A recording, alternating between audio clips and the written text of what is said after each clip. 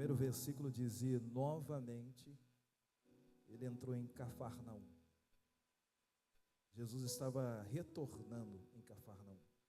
E quando ouviu-se dizer que Jesus estava em Cafarnaum, o texto do versículo 1 diz: e divulgou-se por toda parte que Jesus se encontrava naquela casa.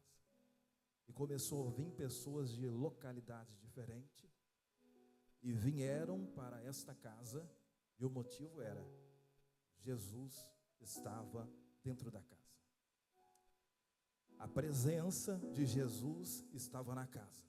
E a presença de Jesus estando na casa, a casa se enche. Vem pessoas de todas as localidades, pessoas que já tinham visto milagres lá atrás, já tinham visto sinais, comentaram sobre isso e entenderam: ele voltou para aquela casa. A presença dele está de volta na mesma localidade. Imediatamente, pessoas até mesmo que tinham perdido a esperança, vamos lá, o texto diz de uma mulher que ela já tinha tentado com todos os médicos ser curada. Ela sofria de um fluxo de sangue, uma hemorragia constante de 12 anos. Já tinha tentado com todos os médicos especialistas e nada acontecia. Mas o texto diz: e ouvindo falar de Jesus, mesmo perdendo o sangue, com pouca força, ela tem uma hemorragia, sangue representa vida, ela está perdendo vida, mas quando ela ouve falar de Jesus, ela diz: mesmo que seja a minha última oportunidade, eu vou de encontro com Ele, porque Ele pode mudar toda a minha vida, Ele pode secar essa enfermidade, esse fluxo de sangue, Ele pode transformar a minha história. E você veio aqui hoje nessa casa, talvez alguém te convidou, você veio até com pouca força, pouca esperança, mas eu venho te dizer: você veio na casa onde Jesus está presente. É onde Jesus está presente, tem restauração na sua família, tem restituição na sua casa, tem transformação na sua vida. A perspectiva da sua vida vai mudar. Por quê? Porque Jesus está na casa, e quando Jesus está na casa, Ele muda tudo.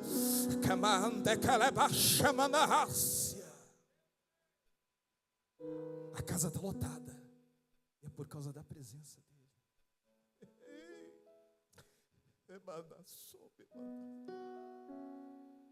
Resolveu voltar naquela casa, e a casa enche por causa da presença dele.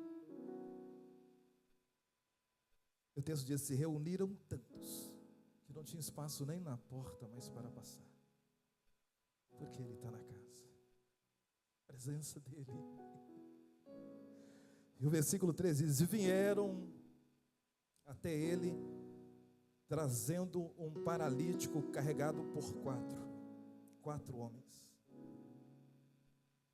4 homens que não olharam para si próprio. Eles identificaram que havia um paralítico ali. Havia alguém impossibilitado de caminhar, de locomover-se e chegar até Jesus.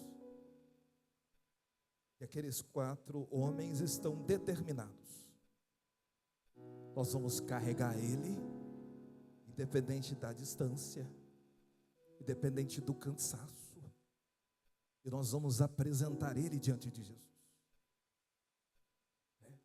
É alguém dizendo: eu não tenho forças para caminhar, eu não consigo me locomover, eu tenho tantas dificuldades que as possibilidades que eu enxergo é de parar, desistir de tudo. Só que tem 4 homens, que o texto não revela nem o nome deles, que estão determinados a dizer: nós vamos te levar até Jesus, porque se te levar até Jesus, a sua vida vai mudar. Nós vamos te levar até Jesus, porque se nós te conduzirmos até Jesus, a sua saúde vai ser restaurada. Nós vamos te levar até Jesus, porque se nós te conduzirmos até Jesus, o casamento que foi totalmente destruído será restaurado. Nós vamos te levar a Jesus, porque se nós te levarmos a Jesus, aonde houve um laudo que a medicina disse que não tem jeito mais para você, Jesus injeta vida na sua corrente sanguínea, Jesus muda a sua história. Então nós vamos te levar a Jesus, custe o que custar.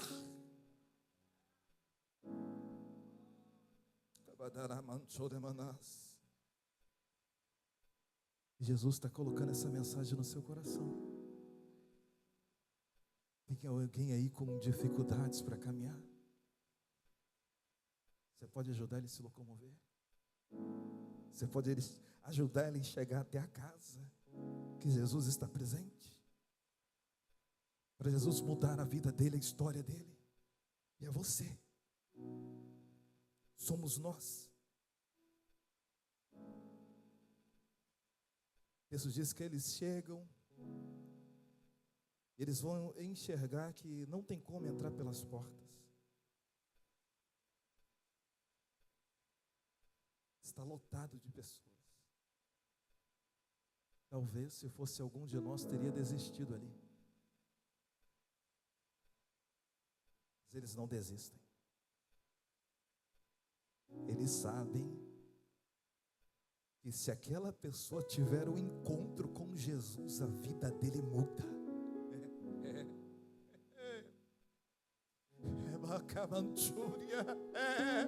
Você não precisa ir longe, não. Pegue um espelho e olhe para o espelho. Você teve encontro com Jesus. E olha hoje o que Jesus tem feito na sua vida. Olha o que Jesus mudou a sua história. É por isso que você não pode desistir de forma alguma. Está pesado, já estou cansando, já estou enfadando, não quero mais, vou abandonar. Não desista. Leve alguém de encontro com Jesus, que Jesus vai mudar a história.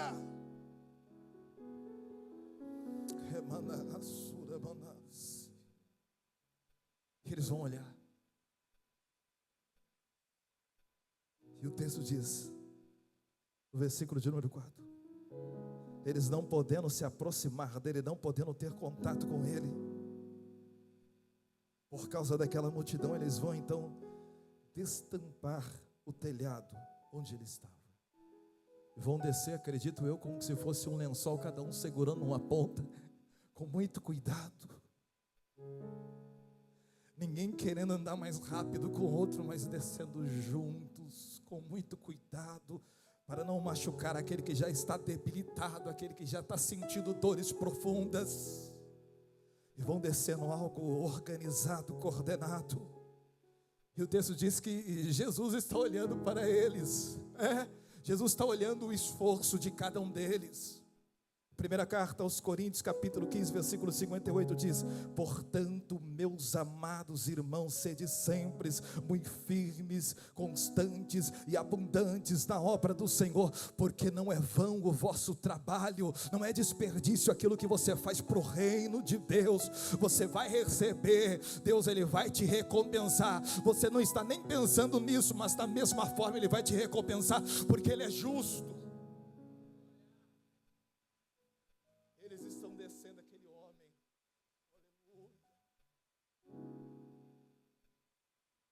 Quando eles descem aquele homem, Jesus está olhando para eles. E o texto diz no versículo de número 5: e Jesus, vendo a fé deles, não é dele, é deles.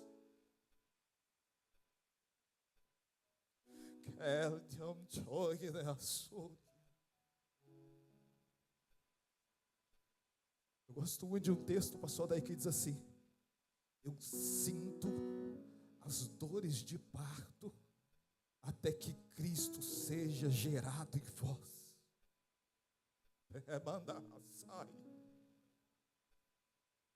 É alguém dizendo: eu estou sentindo todas as dores de um parto. E tudo isso para que Cristo venha ser gerado em você. Eu sofro, eu sou apedrejado, mas eu não te abandono, eu não desisto de você, eu não te deixo para trás. Nós vamos chegar a Nova Jerusalém, mas o nosso pensamento é que nós vamos chegar juntos. Eu quero chegar lá, mas eu quero chegar com você. Eu quero chegar com outros ainda, que com o Evangelho, apresentando Cristo, pregando a palavra, vão ser alcançados.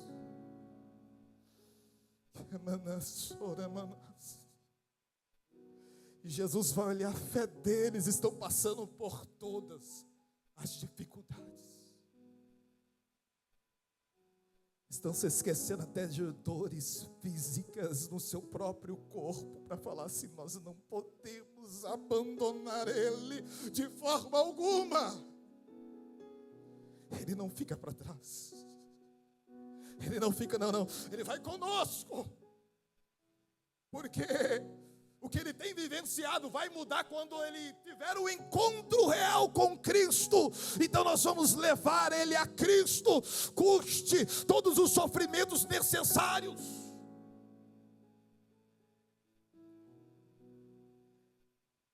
Um diálogo entre Jesus e Ananias, ele diz: vai, porque este é para mim um vaso escolhido. Eu lhe mostrarei o quanto ele deve padecer por amor ao meu nome. Está falando de Paulo, quanto iria padecer por amor a Cristo, por sua palavra, para alcançar outros. Muitos querem ser embaixadores de nações ricas. Ele disse: eu sou embaixador em cadeias.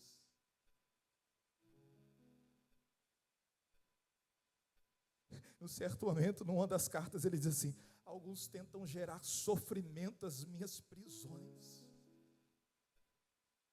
Está dizendo assim: eu estou preparado para sofrer com alegria pelo nome de Jesus, a fim de ver vidas sendo libertas, resgatadas e salvas. Jesus, vendo a fé deles, disse ao paralítico: filho, teus pecados estão perdoados. Ele não quer fazer só milagre na sua vida. Ele quer te lavar, te purificar. Levítico 17:14 diz: sangue é dado por expiação da alma, porque a vida da carne está no sangue. Então ele derrama o sangue dele, dizendo: eu não vim só para fazer milagre na sua vida. Milagre é fácil ser feito, de ser executado, mas eu vim para te trazer uma paz eterna, vida eterna, que é por meio do sacrifício na cruz. Ele está dizendo assim: eu vim para fazer você ser remido, para perdoar os seus pecados. E quem se encontrava naquele local começa a questionar, murmurar, blasfemar. Quem é esse? Está causando espanto. Quem é esse? Senão um Deus que perdoa pecados. Quem é esse? Jesus, ele consegue ver o que eles argumentavam em seus corações. E o versículo 9 diz: o que é mais fácil dizer ao paralítico? Teus pecados estão perdoados? Ou dizer: levanta-te, toma o teu leito e anda? E não tem resposta ali. Eles ficam em silêncio. E Jesus automaticamente no versículo 11 diz: a ti te digo, levanta-te, toma o teu leito e vai pelo teu caminho para a tua casa. Versículo 12: e imediatamente, não é para amanhã, é agora, é esse momento. O texto diz assim, João 4:24: a hora vem, futuro, e é agora, presente, que Deus procura os que o adorem em espírito e em verdade. E imediatamente ele se levantou, tomou o leito e saiu à vista de todos. Ele só saiu. O texto não diz que ele saiu anunciando, testemunhando. Ele só saiu, ele só passou, ele só andou. E saiu à vista de todos, de modo que todos se maravilhavam e glorificavam a Deus, dizendo: nós nunca vimos algo assim. Está gerando estranheza. Eles não conhecem que poder é esse, quem está fazendo. Lembra dos discípulos, quando a tempestade está grande, eles vão dizer assim, quando Jesus acalma tudo: quem é esse que até o vento e o mar lhe obedecem?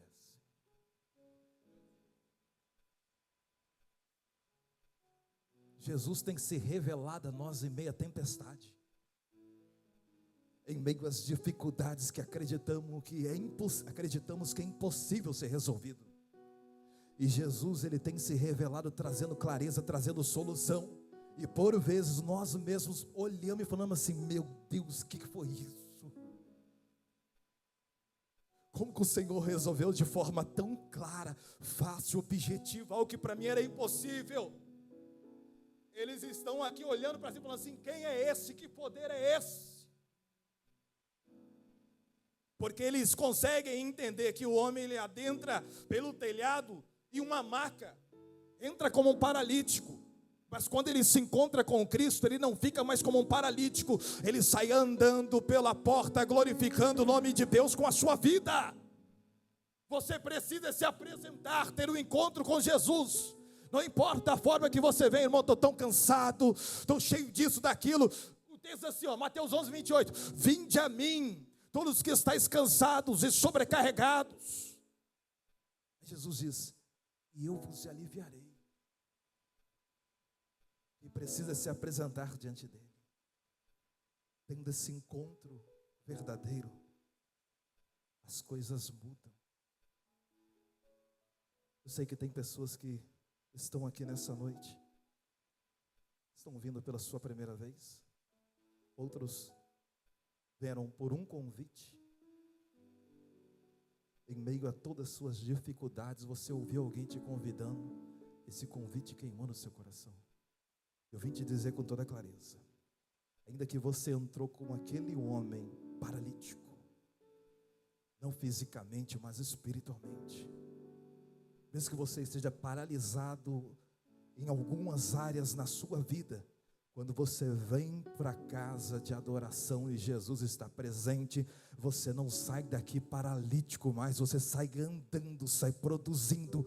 E o detalhe é, todos que olharam ele paralítico, agora tem que ver ele caminhando. E por onde ele passa, alguém diz: mudou a história, Jesus mudou tudo, Jesus transformou a vida, Jesus repreendeu a enfermidade. É o que Jesus tem feito na sua vida e vai continuar fazendo, mesmo você em silêncio. Alguém está dizendo: tu viu como que Deus fez na vida daquela pessoa? Tu viu o que Deus fez naquela família? É Jesus dizendo: as suas impossibilidades não me impedem de operar na sua vida. Eu só preciso que você se apresente perante a minha face, mesmo com dificuldades, com dores, porque eu estou pronto a sanar as suas dores, a sarar as suas feridas, a trazer solução para as coisas mais obscuras na sua mente. Oh, aleluia.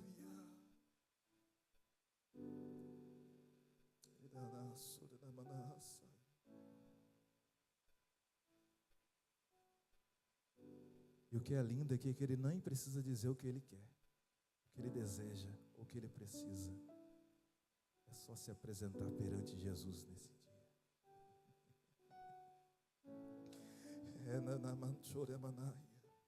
Feche os seus olhos.